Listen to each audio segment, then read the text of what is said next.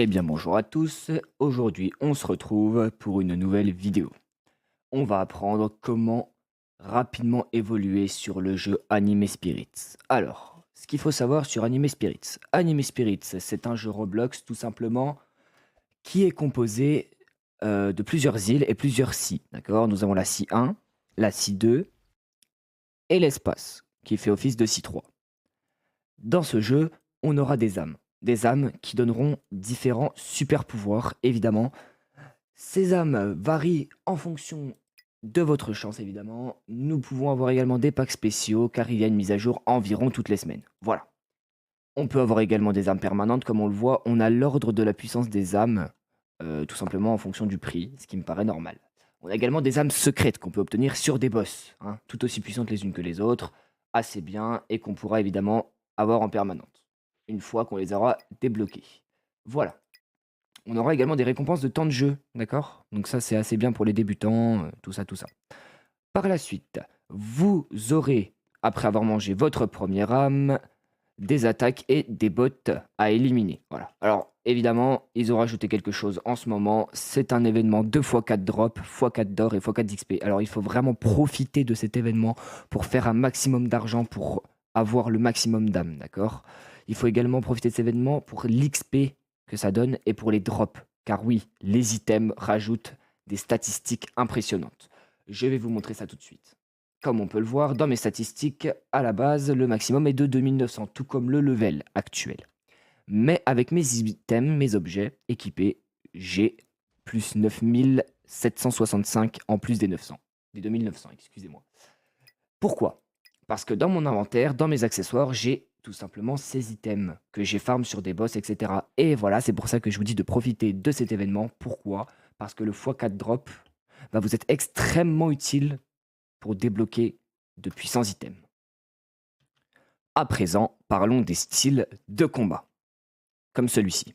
Les styles de combat, en fonction de leur rareté, vous permettront d'avoir potentiellement des formes qui vont avec, d'accord? Certains styles de combat, tellement ils sont puissants, nécessiteront d'être décellés. Des attaques seront scellées et inutilisables tant que vous ne les aurez pas décellées. En fonction de la puissance de votre style de combat, vous pourrez les débloquer soit avec des gemmes, avec ce bot présent juste ici, je le précise, sur l'île de base. Vous pourrez avoir également des styles de combat beaucoup plus puissants qui nécessiteront de drop certains objets sur des boss afin de les déceler. Les taux de drop sont assez faibles, c'est pour ça qu'il faut encore une fois profiter de l'événement. Par exemple, si j'active ma forme, voyons voir. Voilà. Ça, c'est celle qui vient de sortir, tout simplement hier, Mob Psycho 100. Donc, avec une forme activée, cela vous rajoute déjà, par exemple, de la vitesse, mais le plus important, des boosts. Évidemment, des boosts d'âme, par exemple, des boosts de vie, et plein d'autres boosts présents dans le jeu. Donc, ça, c'était pour les styles de combat. D'accord? Les styles de combat qui peuvent se débloquer en fonction des bots, ou, si vous avez de l'argent, c'est possible de les acheter. Voilà. Ensuite, on va passer aux épées.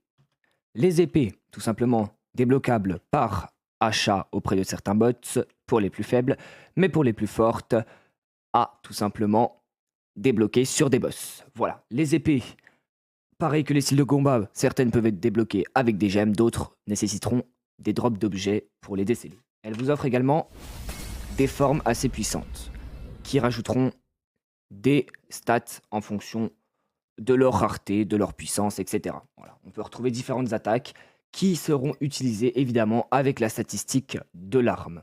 Comme je ne l'ai pas dit avant, pour les styles de combat, ce sera avec la statistique de force qui fait également votre énergie. Parlons de la statistique de défense.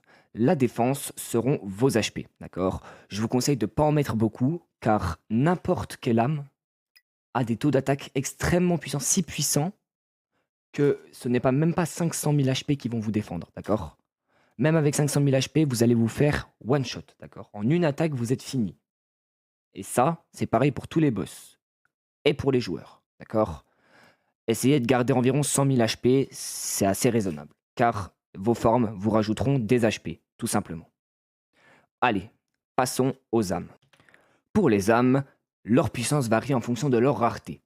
Évidemment, la plus rare sont les âmes divines.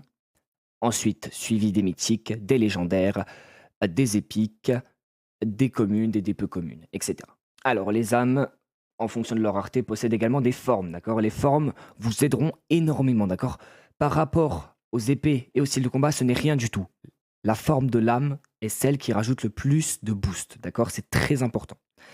Comme je l'ai dit, certaines âmes sont secrètes et se débloquent avec des gemmes également, mais d'autres sont tellement puissantes qu'il faut encore une fois drop avec des boss. Celle que j'ai actuellement, c'est l'âme de Vegitou SSJB. Évidemment, ils n'ont pas les droits d'auteur, donc les noms varient, mais on reconnaît le personnage. C'est la dernière âme qui est sortie très récemment. Elle est juste ici. Voilà. Et c'est également une âme, oups, excusez-moi, secrète. Voilà. Donc une fois que vous l'avez à WAC, vous parlez à un certain bot et vous l'avez pour toujours. Vous pouvez simplement l'équiper. Comme on peut le voir, j'ai déjà l'âme de l'hybride Kaido. J'ai l'âme par exemple aussi de SSJ4 Deimagokos et également de Momraga. Voilà. Alors, il faut savoir que pour les débutants, l'idéal pour vous sera de trouver l'âme de Momraga.